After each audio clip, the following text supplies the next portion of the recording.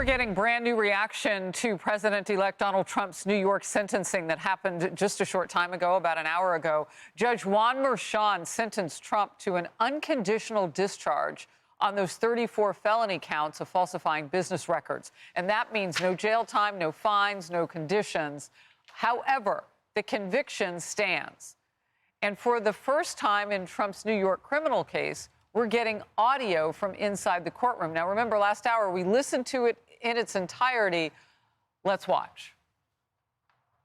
It's been a tremendous setback for New York and the New York court system. This was a case that Alvin Bragg did not want to bring. He thought it was, from what I read and from what I hear, inappropriately handled before he got there. Part of the records that we're talking about, they're saying, I just noticed where he said I was falsifying business records. Well, the falsification of business records, as they say, it was calling a legal expense in the books where everybody could see them, a legal expense. In other words, that legal fees or legal expense were put down as legal expense by accountants. They weren't put down by me. A legal fee or a legal expense, and for this, I got indicted. It's been a political witch hunt. It was done to damage my reputation so that I'd lose the election, and obviously that didn't work. And the people of our country got to see this firsthand because they watched the case in your courtroom. They got to see this firsthand, and then they voted, and I won it. This has been a weaponization of government. They call it lawfare. Never happened to any extent like this, but never happened in our country before. And I'd just like to explain that I was treated very, very unfairly. All right, so you were listening there, and again, we had that full audio last hour. Emily, can you put into context for us what this means for Trump moving ahead? I've kind of heard two streams. He can appeal. There's some reversible error that he should be able to win on. However, Alvin Bragg, district attorney, so thirsty, the liberal here, who ran on going after Trump, as many liberals in high legal places did. Jonathan Turley says he does get a victory of sorts in this because Donald Trump now, that case stands against him, and now liberals can call him a convict. Talk to me about those two lanes. I loved how he described it. He said it's a thrill kill. That's it. It's the trophy of the soundbite of a convicted felon in office. We saw that crowing sort of spreading across the nation when he was first convicted. I note that while the assistant DA in his remarks said, ironically, unanimously and decisively, although we know, first of all, that's part of the crux. That's part of the reversible error, is that unanimous in what way? We actually still don't know, based upon the lack of specificity at all, or the lack of accountability of requesting that unanimity with whatever the underlying crime would have been. We have no idea on what grounds the jurors came to that conclusion. So that's just one example. But I also note this, and that's the perceived objectivity of this judge that is anything but. Because I note that in his remarks, as I have in front of me, when he talked about, he said the circumstances surrounding the office of the presidency that are extraordinary, he said. And then he paused, making sure that the inflection represented how he felt, and said, but not the occupant of the position.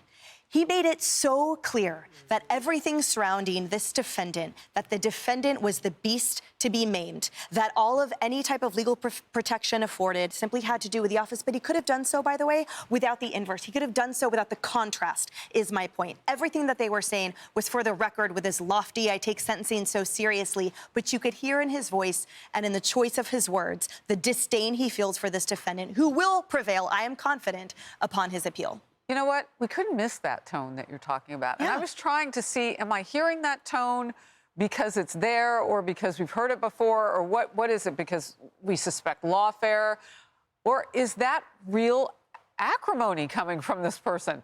Like, are they is this not enough for Alvin Bragg? Is this not going to be enough?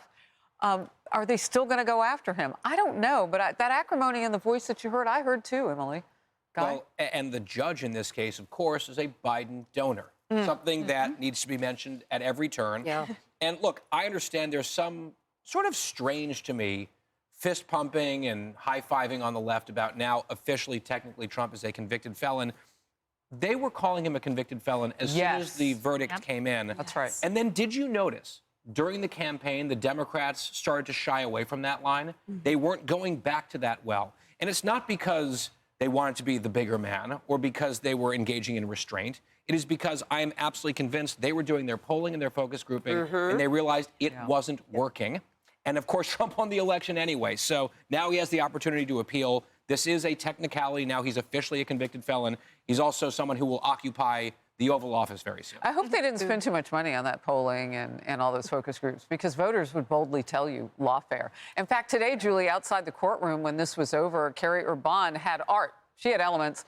She came out and had a couple of the signs that the pro-Trump protesters were outside the courthouse, and she had those printed signs, and they had the word lawfare right in there. This was not lost on American citizens. No, absolutely not. And it was abuse of the legal system, quite frankly. And you mentioned earlier there were no conditions, no jail charges. In other words, no point. What other point was there? It was a political point. And the fact that, and I'm so glad you brought that up again, and I will bring it up again, the judge was a Biden donor. If you can possibly argue that this was a fair trial, this was a fair case, when you have a judge who's donating to Joe Biden, and he's the one proceeding over this case, is ridiculous. I do believe that the appeal system will go in Trump's favor. I also think it'll be interesting for him to bring up the immunity, the presidential immunity in that, because this opens that door for him to argue that. I mean, 9 days out from him taking crazy the helm as commander-in-chief of the greatest country on the planet.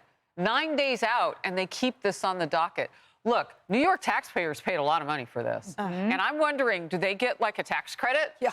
Because this was fully, I mean, if they don't punish, if they don't do anything, as Julie was just talking about, and this is just to click the box of them being able to run ads when they all run politically again, convicted felon. Well, do New Yorkers have to pay for that political donation? And if so, is it tax-free? Do they get an offset? I'm not kidding. Unfortunately, the answer is no, but perhaps it should be yes. I mean, to all of your points, the entire purpose of today's exercise was to get a talking point, was to officially get convicted felon. And I had to laugh when the prosecutor stood there and said, Trump's attacks on us are unsubstantiated. Are you kidding me? Do you read the New York Times? Liberals like to read the New York Times. Well, has Steinglass ever read it? Because this case was unprecedented. This case was the zombie case. No one wanted to bring it. Trump's attacks were substantiated. And to Ellie Honig's point over at CNN, so not, a friend of Trump, he said, this isn't the zombie case, this is the Frankenstein case, because it will turn on its creator. And indeed it did, because to Trump's point, 70 million people who watched the trial still voted for him. Largest raw vote count of any Republican in the history of this country who won the presidency. All right, there you go. And a lot of sci-fi movie viewing in that. Yes, a lot of sci-fi. Hey, everyone, I'm Emily Campagno. Catch me and my co-hosts Harris Faulkner and Kaylee McEnany on Outnumbered every weekday at 12 p.m. Eastern, or set your DVR. Also, don't forget to subscribe to the Fox News YouTube page for daily highlights.